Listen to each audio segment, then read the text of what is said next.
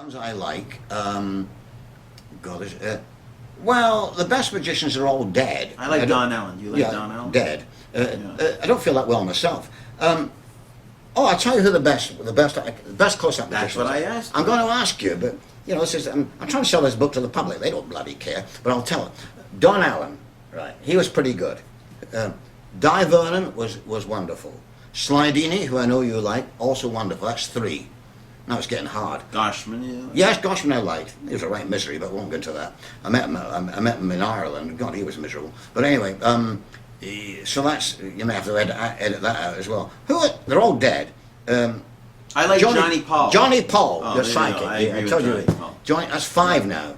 You ever see Johnny Paul do his sponge balls? Yeah, I saw him. He was wonderful. I saw him. He's marvelous. You're good too, though. That goes without saying. Anybody else? Close up. Did you like Fred Capps as a? Fred Capps was wonderful doing the Chinese sticks. Yeah, of course, he's a wonderful magician. He was wonderful. So you're not so keen close up, but overall. I'm not talking about overall. I'm not here to say who I don't like. I'm just telling you. Asked me who I do like. Sure. I thought Fred Capps was not bad. He was quite good. Did a nice salt act, and he was a good all rounder. Sure. Some people believed he best of the lot, but you asked me who I thought was. I mentioned five, and they're all dead. Anybody alive that you Not really. Close up or carry? I can't think of any. I can't. They're all dull. They've all got personalities of dial tones. They're dull. They don't go. They're not Michiganers. They're not. I can't explain. I'm not going to. Sure. Some of them are all right. Some of them, the ones that are sort of characters. I do have an objection against. I won't mention names because I've always been known as a very tactful person.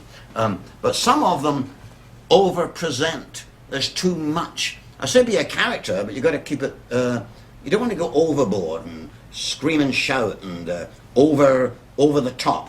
The magic does have to be there.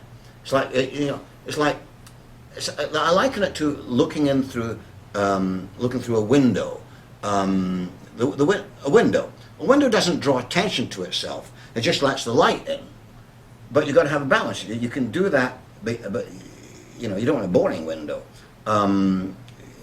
You've got to be interesting and entertaining and a character, but not over the top. I find American magicians tend to be over the top. They're a bit long-winded and they talk too much. And what annoys me with most of them is that they don't.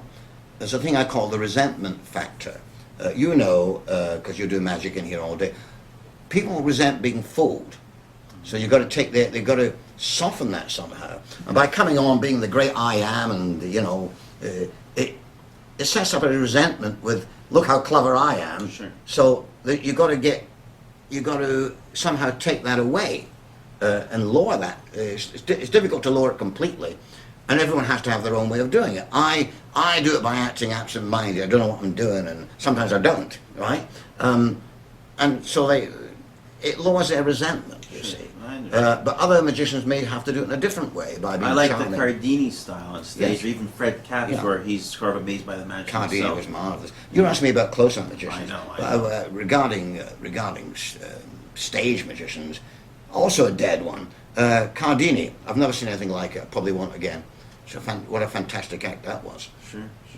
You're also, and I don't mind saying this, we had you do a children's magic show in our store a few years back, about 3-4 years ago, and you are a wonderful kids magician. I remember giving you a lift once many years ago to just a house birthday party, and I was blown away by the first 5 minutes of your magic show. In fact, there was no magic. You started off with this compass routine with your attaché case, and then your silly handkerchief thing with stars.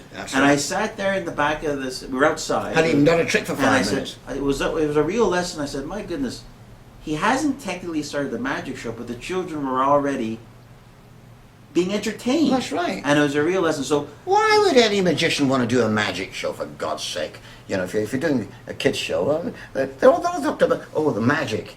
I don't do magic. I think I do the odd trick in my magic show. We use some magic. I suppose I do.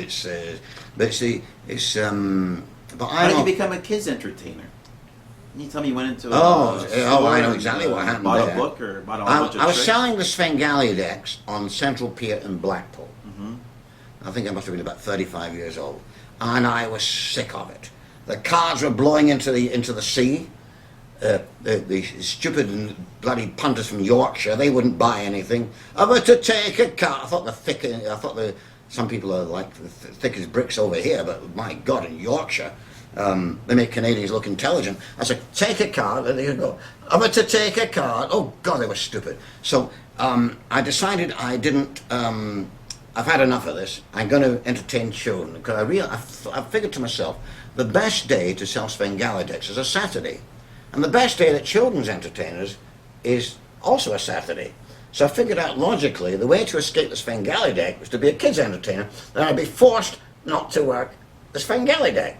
So I went down to the magic shop, and I bought the guy that owned the place, Paul Clive. He wasn't there, so I bought a whole pile of junk, and I bought a book called Open Sesame. In the opening chapter, I went to a Chinese restaurant, read that opening chapter, and I came out of that Chinese restaurant a children's entertainer.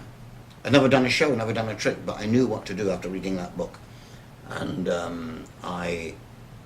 kids, yeah, it was wonderful doing kids shows. I still do them. You've mentioned to me in the past that there's a difference between performing magic for children and for adults. Yeah, there is a difference. What is that difference? Well, the main thing with kids is, in North America, they seem to do almost the same show for adults as they do for kids, or approach it in the same way.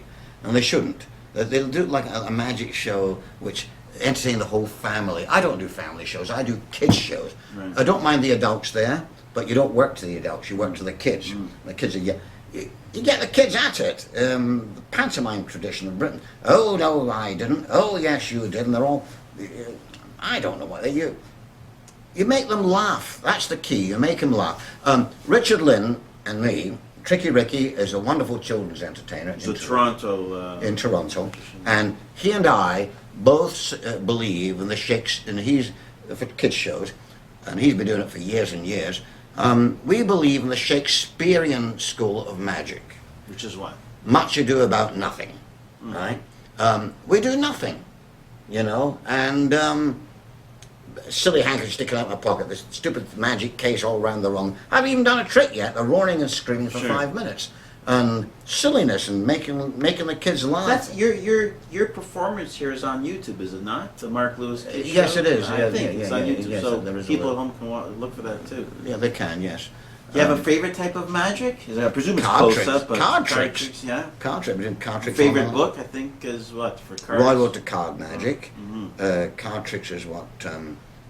I'll do a card trick. Right. I'll do a card. I know what I'm doing. Don't hit yourself over. I haven't got a pack of cards.